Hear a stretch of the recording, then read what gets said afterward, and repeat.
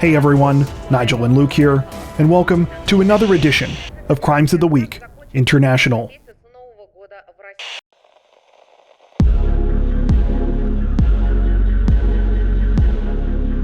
Representatives from England's Cambridgeshire police say that a 41-year-old man has been sentenced to prison this week after a, quote, almost unbelievable and truly brazen crime in which he tried to scam prospective home buyers by listing a property he didn't own. According to reports, the incident began in February of 2020 when 41-year-old Andrew Smith began renting a 3-bedroom home in Cambridge. Though he appeared to be just an ordinary tenant, he was anything but. Investigators say that within just 2 weeks of receiving the keys to the place, he had listed the property online using a fake real estate company with the intention of luring in and scamming unsuspecting buyers. While thankfully it appears that Smith was unsuccessful, one man came close to falling for the ruse. He reportedly agreed to a price of more than £400,000, or roughly $467,000 US, through the fake real estate company, and even visited the property with a drain surveyor to do some inspections in June of this year. Luckily, he spoke with some of the neighbors before handing over the money, who informed him that they believed the house he was looking at was a rental property and was not, in fact, for sale. The victim contacted police, who began an investigation. They were able to uncover Smith's scam, as well as the elaborate lengths he had gone to try and pull it off. At one point, authorities say, he had hired a furniture rental company to stage the house to make it more appealing to show prospective victims. Not only that, but police discovered that many of the documents the 41-year-old had provided to his landlord at the time of initially renting the place were fraudulent. Smith was arrested at his home in the town of Bedford and subsequently pleaded guilty to fraud by false representation and entering into money laundering. This week, he was sentenced to 2.5 years in prison.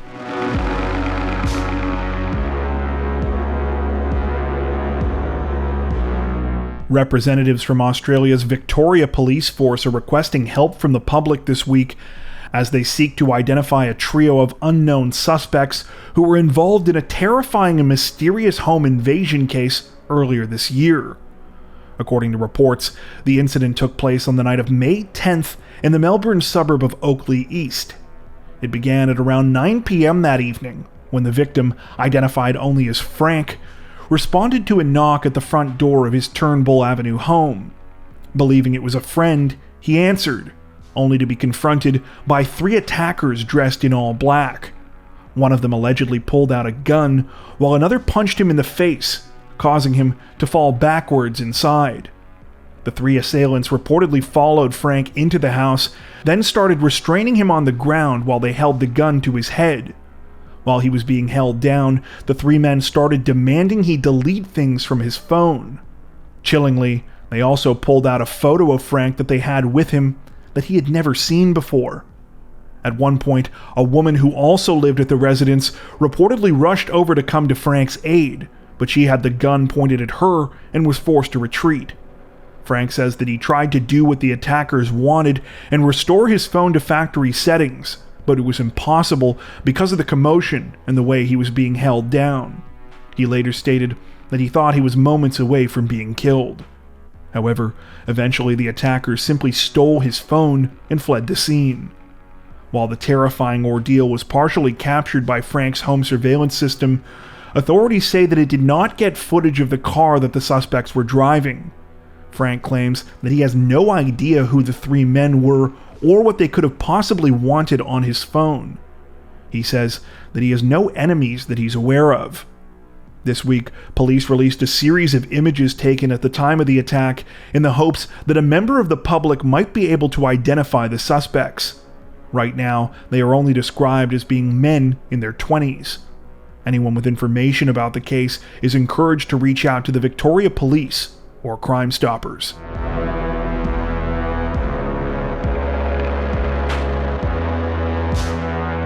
Authorities in Japan's Kanagawa Prefecture say that an 81-year-old man has been arrested on suspicion of murder this week after he allegedly pushed his disabled wife into the sea and left her to drown. According to reports, the tragic incident took place at around 5:30 p.m. on November 2nd, when 81-year-old Hiroshi Fujiwara asked his 79-year-old wife Teruko to go for a walk with him in their seaside town of Oiso. He drove them down to the water, where he pushed her around in her wheelchair, until finally he allegedly pushed her off of a paved pier and into the sea. About an hour and a half later, Fujiwara reportedly showed up at his eldest son's house, who lived nearby, and confessed to what he had done. The son contacted police, as did a fisherman, who sadly came across Teruko's body in the water. Following his arrest, Fujiwara allegedly told police that he killed his wife because he no longer wanted to take care of her. Teruko had been confined to a wheelchair for the last 40 years of their marriage, and reportedly required constant care, and Fujiwara said that he was, quote, worn out. Those that knew the couple apparently told local media that they were stunned by the news of what had happened. A neighbor who lived in the same apartment complex said of Fujiwara, quote, he was devoted to his wife, and there was nothing to suggest he could kill her, but I guess he was struggling inside. At the time of this recording, Fujiwara remains in custody.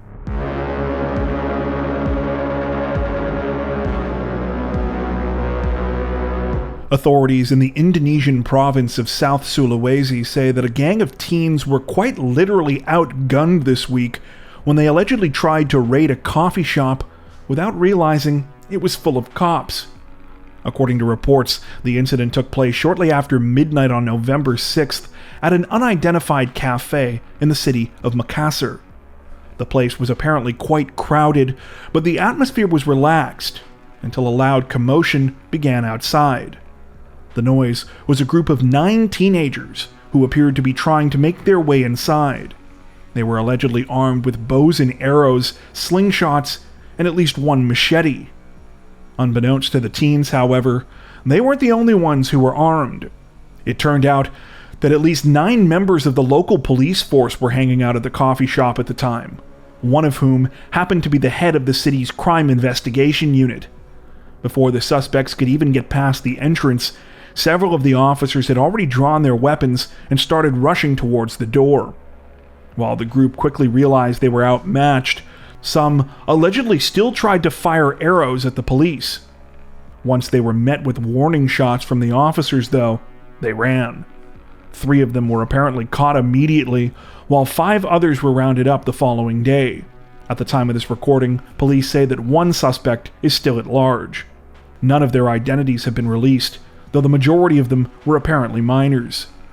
Bizarrely, police say that the suspects did not intend on robbing the cafe once they got inside. Supposedly, the violent incident began because of a dispute between the group and the business's parking lot attendant, after which they turned their anger towards the actual cafe. Thankfully, no one was hurt as a result of the incident.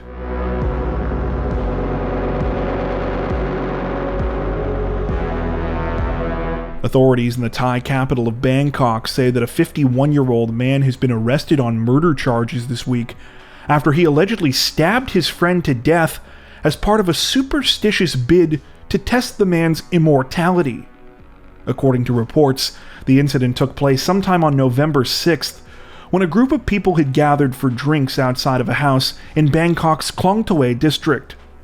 Among those in attendance were 51-year-old Watun Achapan and his 44-year-old friend Ottapan Nanakon. At some point during the gathering, the 2 men reportedly got up to go urinate in an area near the house. On their way back, Watun started asking about an amulet that Ottapan was wearing. At first, Watun said he wanted to get a closer look at the item, to which Ottapan responded with confusion. Then, Watun said that he wanted to test the amulet. It was at this point that Ottapan apparently started to realize what Watun was saying. He wanted to see if the amulet made him immortal. Though Ottapan tried to talk his friend down, explaining that the amulet was just a piece of jewelry, Watun got more insistent, saying that he thought Ottapan had a good amulet. Then, out of nowhere, he pulled out a knife and allegedly stabbed Ottapan in the chest. The attack was reportedly caught on CCTV footage and happened in full view of everyone at the gathering. while Otapon reportedly managed to run and flag down a motorcycle rider to take him to the hospital. Sadly, he died of his injuries along the way. Meanwhile, Watun fled the scene. The 51-year-old was arrested on the night of November 8th in the Pantong district of Chonburi province, about 40 miles away from where the murder took place. After being taken into custody, he reportedly refused to share any information about the stabbing or his alleged motivation, but police say they got everything they needed from the motorcycle rider who tried to transport Otapon to the hospital. Apparently, the 44-year-old was able to explain what had happened before succumbing to his injuries. Making the situation all the more disturbing, according to local media, this is not the first time Watun has been involved in a violent killing like this. He stabbed another person to death just a few years ago. Sources seem to contradict each other on the details, with some saying that the crime took place in 2018 and others saying that it was 2019. They also seem to disagree on the date of Watun's release, with some stating that it was last year and others stating that it was only in September. In either case, no information seems to be available about why he served such a short time in prison for this first incident. At the time of this recording, Watun remains in police custody and is facing multiple charges. Police say that he is looking at a sentence ranging from the death penalty to 25 to 40 years in prison.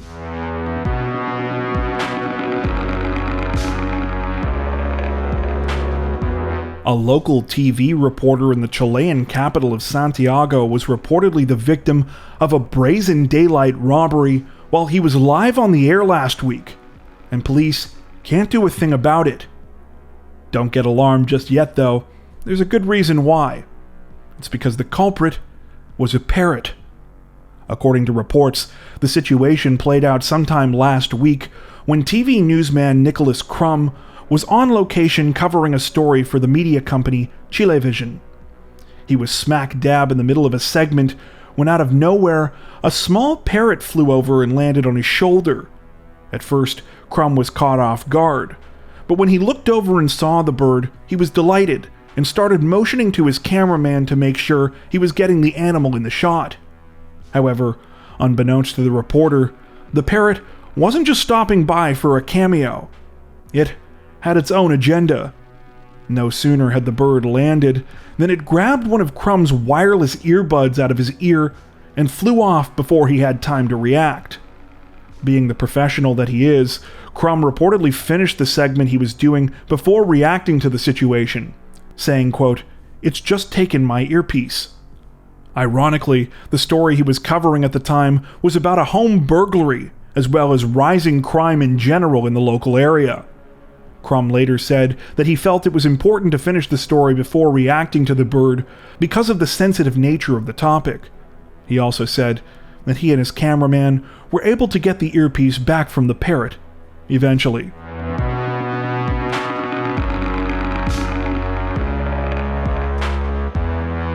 Authorities in the Indian state of Tamil Nadu say that a 38-year-old man has been arrested and is facing murder charges this week after he allegedly killed his wife in a rage for spending too much time on social media. According to reports, the suspect, identified only as Amir Talangam, and the victim, identified only as Chitra, had been married for some time and lived in the city of Tiruppur. For most of their marriage, Amir Talangam had worked as a day laborer in a local vegetable market, and Chitra had worked at a garment factory. However, things reportedly started to change between them when Chitra began getting interested in social media, particularly TikTok and Instagram. She started devoting more and more of her time to creating her own reels for the platforms, and to her delight, began to build up a following. This allegedly caused tension in the relationship, as Amir Talangam didn't like that his wife's attention was focused elsewhere. Roughly 2 months ago, things got worse between the couple when Chitra decided to quit her job. After garnering more than 33,000 followers on social media, she decided that she wanted to try and pursue a career in acting, and started splitting her time between her home in Tiruppur and the city of Chennai, located nearly 300 miles away. According to reports, things came to a horrifying end on the night of November 6th. That week, Chitra had come home to attend her daughter's wedding, but she was now preparing to go back to Chennai. Amir Talangam didn't want her to leave, and an argument ensued. It allegedly ended with him choking Chitra until she lost consciousness. Upon realizing what he had done, Amir Talangam reportedly ran from his home and went to tell his daughter what had happened. By the time she made it back, though, Chitra was dead. At the time of this recording, Amir Talangam remains in custody and has been charged with his wife's murder. An investigation is still underway.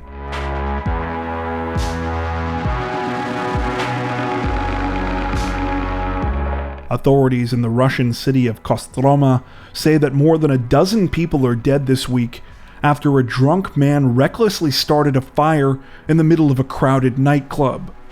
According to reports, the incident took place in the early morning hours of November 5th at Polygon, a local entertainment venue that featured a combined restaurant and nightclub.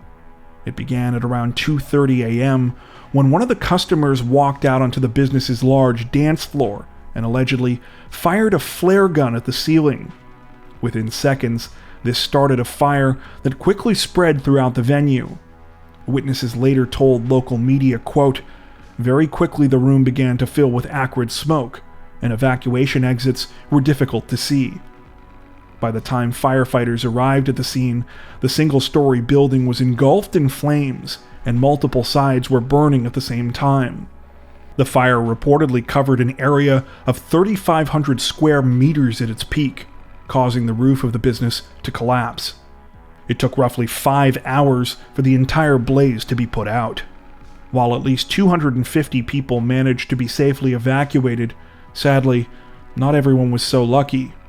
Most reports state that 13 people were killed in the fire, but some estimate the death toll to be 15 or more. Though authorities say that the man who allegedly started the fire with the flare gun has been arrested, he is apparently not the only person in custody.